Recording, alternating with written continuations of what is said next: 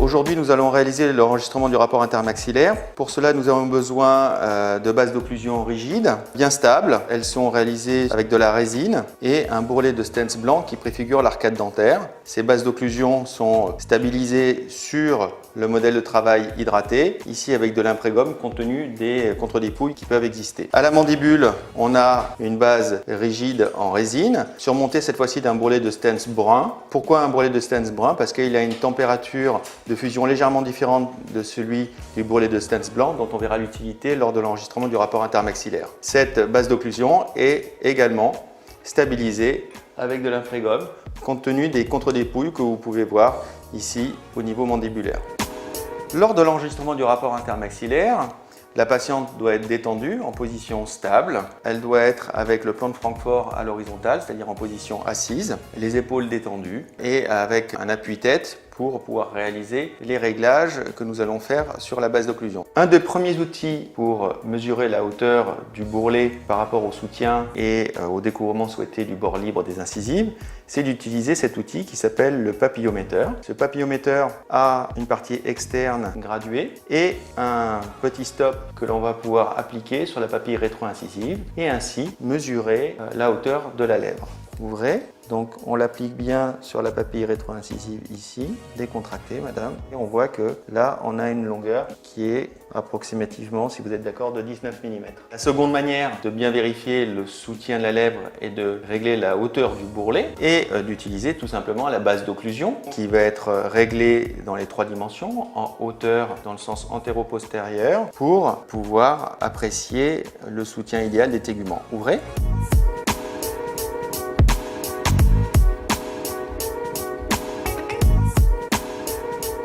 On va pouvoir voir que cette base d'occlusion est bien réglée en hauteur. Comme vous pouvez voir, la hauteur de la lèvre affleure le bourrelet et également dans le sens antéro-postérieur puisqu'on voit qu'on a un angle nasolabial qui est correct et on a des soutiens qui sont corrects. Ensuite, on va vérifier le parallélisme au plan de Camper et pour cela, on va utiliser la réglette de Fox et une réglette à double décimètre. On place cela en bouche et là, on va regarder, regardez-moi dans les yeux, on va regarder si c'est parallèle. Donc ça m'a l'air parallèle de ce côté-là. En revanche, là, on a une convergence vers l'avant. Je vais donc retoucher un petit peu en postérieur. Là, on utilise du papier de verre gros grain, grain numéro 4. Donc après ce réglage, eh bien, il va être vérifié en bouche. Ouvrez, on met en place la base d'occlusion, patiente toujours bien détendue. On utilise la réglette de Fox que l'on place bien en application et on va vérifier le parallélisme. On est un tout petit peu divergent, on est plus proche ici que de l'autre côté. Il va falloir donc corriger ça. En revanche, là on est correctement au niveau du parallélisme. Donc il va falloir que je réduise un petit peu plus de ce côté-là pour obtenir mon parallélisme. Donc j'appuie un petit peu plus en fait du côté que je veux réduire, hein.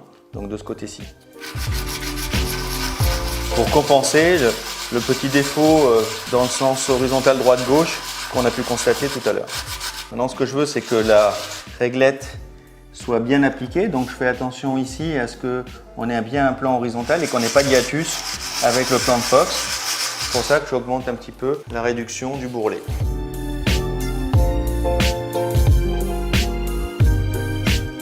Ouvrez un tout petit peu. Voilà, ça affleure. Voilà, restez comme ceci. On voit bien que ça affleure. La réglette de Fox qui est appliquée. Donc là, on est bien parallèle. Et ici également. Là, on a un angle nasolabial qui est ouvert, mais on voit une petite dépression ici, là, que je pense qu'on va pouvoir corriger en rentrant un tout petit peu parce qu'on est un tout petit peu trop soutenu par rapport à cette zone-là. On va régler un tout petit peu cette zone-là, très légèrement, hein, donc c'est quelque chose de très fin, c'est très discret,